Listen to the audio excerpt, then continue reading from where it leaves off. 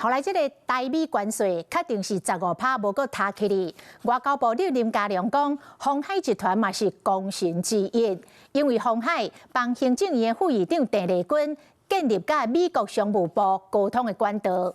南韩的国会因为无完成定数，川普国家因的关税来提悬，所以林佳龙是甲立法院化话，希望立法院会当支持谈判的结果。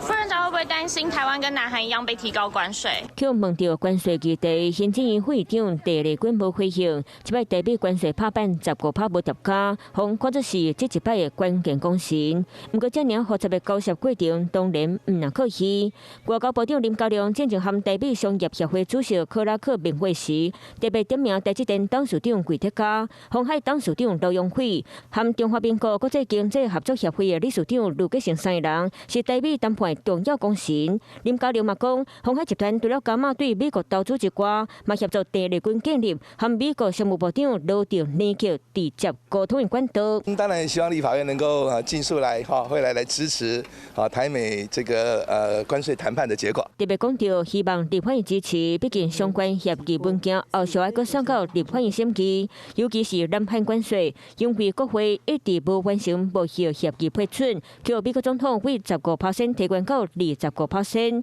在那边继续纪律的进行，嘛是要搁充满变数。这个现象也有可能在台湾发生啊。台湾的国会假使针对这个所谓的台美关税一直不签订或者不通过的状态之下，也有可能再回到25%。我个人认为，就是说，因为美国需要我们的产品，战略的安全来讲的话，他还是觉得我们台湾是 reliable。有正县和幕后功臣的表示，台美关税拍板15%无叠加，上优惠台区，就等立院指一关。